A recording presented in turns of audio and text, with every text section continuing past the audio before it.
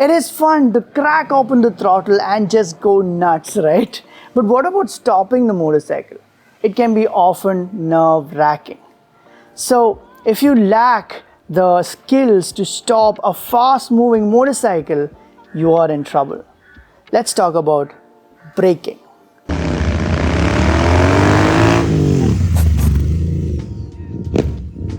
You know, there are 4 ways you can slow down a fast-moving motorcycle. Engine braking, air braking, your controls, the front brakes and the rear brakes.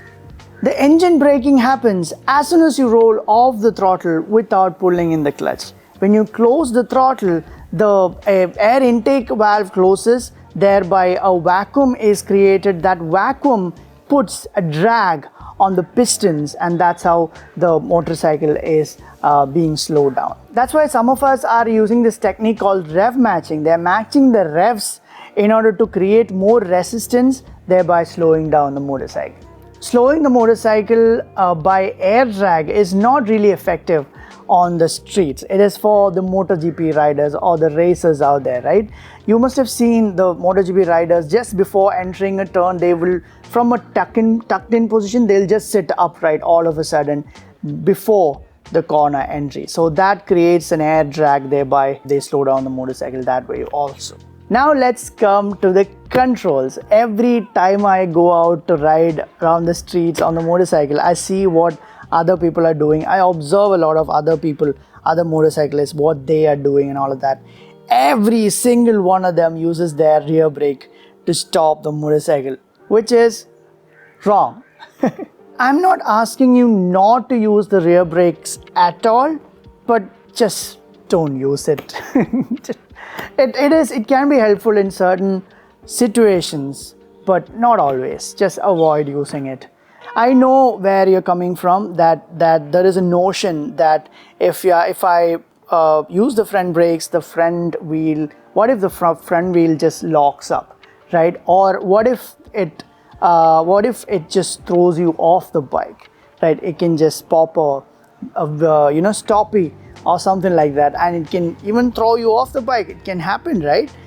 No, it is very unlikely most of the times that the rider is lighter than the motorcycle, and it has got all the latest and greatest technologies. You got the disc brakes, you've got the ABSs, and all the, just trust the science and trust the motorcycle, trust your brakes, trust the engineers who made them.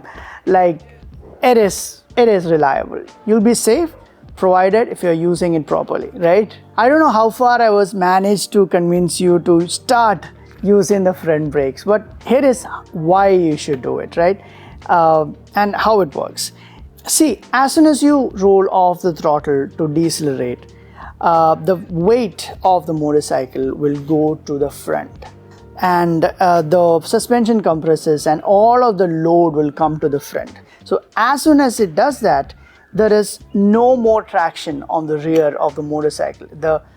If you watch MotoGP, you must have seen the rear just lifts up as they brake, when they brake, right? It just lifts up. So there is, when we brake, not as hard as them, but when we brake also, the same phenomenon is happening. It just let the rear tire loose and there will be no traction. So when there is no traction on the rear wheel, when the rear wheel is practically on the air, why bother braking on the rear, right? So when the load is in front, there is more traction, you have to use the front brakes. When you are using the rear brakes, when you are coming to a stop, it just destabilizes the motorcycle.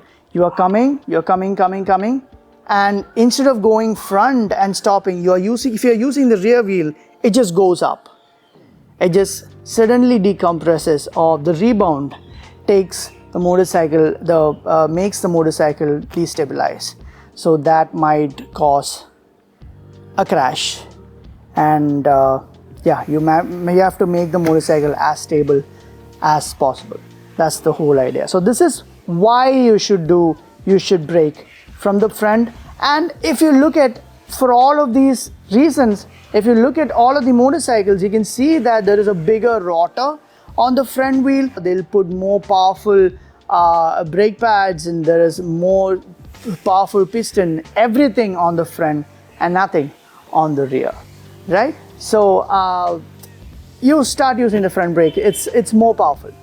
Simple as that. Now here is how you should do it, right? If you keep your hands on the throttle, you should only use 2 fingers on the brake levers, not more than 2 fingers. If you're riding a more powerful motorcycle, I assume that the brakes will be more powerful. If the brakes are more powerful, or if it's a race bike, you can use 1 finger to brake, right? Don't use more than 2 fingers on the brake lever, right? So that's one thing. And while you are at it, you have to gradually pull in the lever towards you instead of just slamming or jamming the brakes all of a sudden. If you jam the brakes all of a sudden, the front brakes will lock up, and you will crash, right? You have to gradually pull in the levers, making the suspension to compress gradually. But you should be able to do it in a panic situation as well. If you are able to manage to do it, you will significantly decrease the braking distance. And this is why you should use the front brakes and how you should be using the front brakes. And when should you be using it? Almost always, right? But there are certain situations, like I told you before, you can use the rear brakes as well. You can use the rear brakes to stabilize the motorcycle, to control the motorcycle. For example, on slower speeds, if you want to control the motorcycle or stabilize the motorcycle, you can use the rear brakes. While taking U-turns or motoring around the traffic, you can use the rear brake to control the motorcycle a little better, right? And also when there is, while you're riding off-road, you can use the rear brakes to, change the trajectory of the bike. You can use it to do that. Brake slide, you can do it with the rear brake. If you're on the rain, you can probably use the rear brakes a little bit, because then you can, if the bike is sliding off, you can control the bike with the rear brakes, right? And also when you are with a pillion, remember that if you are with a pillion, there is more load on the rear wheel, therefore more traction. You can use the rear brakes. Sometimes it is a little more effective than not having a pillion, right? And also on cruiser bikes, you can probably use the rear brakes a little bit, because you are practically on cruisers, because of the geometry of the bike, you are practically sitting on the rear wheel of the bike. You can probably do that on the cruiser a little bit. On all of these situations, not a lot of rear brakes, very little. I'm sure that you must have heard the term called trail braking. What is it? Trail braking is when you want to control the speed of the motorcycle and not actually want to stop it.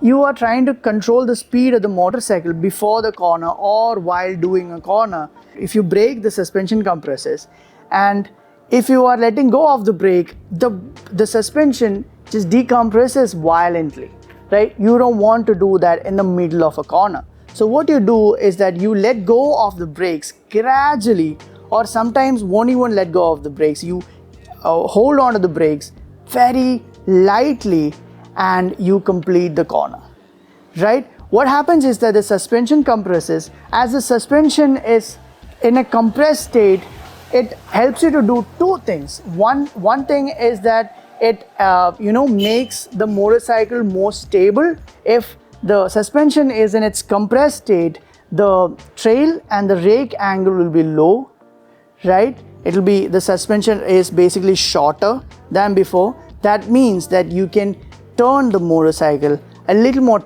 tighter than before. Here is a photo of me doing trail braking while I'm on a corner.